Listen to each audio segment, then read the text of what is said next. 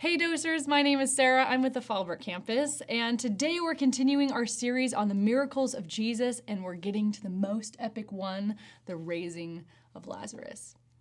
Now, this passage has become incredibly meaningful to me over the last few years.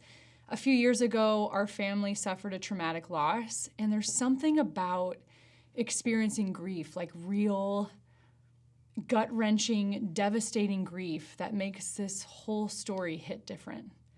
Like when I read it, I can feel it. I can feel the hurt. I can feel the devastation. I can feel the loss and the anger and the confusion and the tension of it all. And Jesus comes in the middle of all that to the grieving, and he offers real hope. And the story goes something like this. Jesus' friend Lazarus was very ill, and his sister Martha sent him word. And she knew who Jesus was. She knows what he's capable of, and surely Jesus would heal someone that he cared for so deeply. Because Lazarus wasn't just a follower of Jesus, he was a dear friend that Jesus had great affection for. But Jesus didn't come, and Lazarus died. And when the time was right, and only then, did Jesus gather his disciples and go to his grieving friends.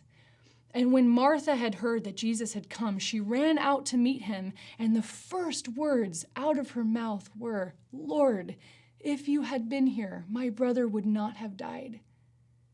And her reaction and the reaction of all these people around Jesus really show us the true devastation of the fall.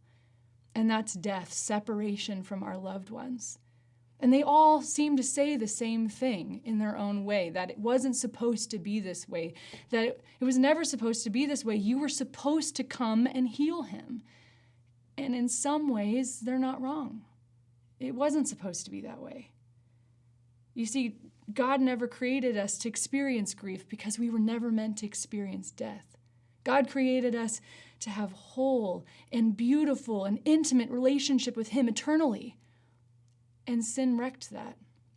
And death was the consequence, the truest devastation of the fall. But Jesus steps into the hurt, and he steps into the anger and the pain and the people who just don't get it, and he offers them real hope, the greatest promise to the grieving believer. He says this to Martha, "I am the resurrection and the life. Whoever believes in me, though he dies, yet he shall live. And everyone who lives and believes in me shall never die." Do you believe this? He didn't say, I can resurrect. He didn't say, I have the power. He said, I am me. I am life. I am the resurrection and the life. And the only person in history who has ever gone into the darkness of the grave and walked out on his own power was standing before Martha saying, "It's me. I'm the resurrection and the life." And then he proves it. He goes over to the grave, the tomb, and he calls out. He says, "Lazarus, come out." And he just walks out of the grave like he'd been taking a big nap. Oh my goodness, to be a fly on the wall in that moment, it must have been incredible. And this is hope.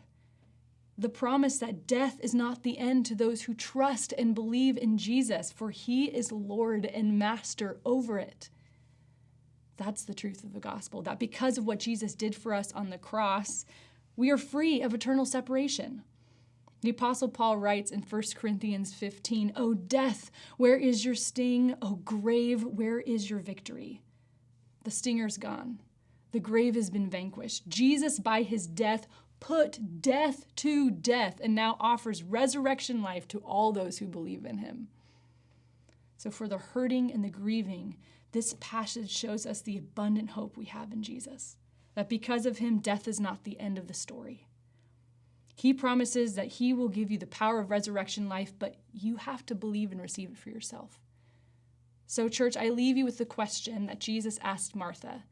Do you believe this? Thank you for joining us today, and we'll see you next time.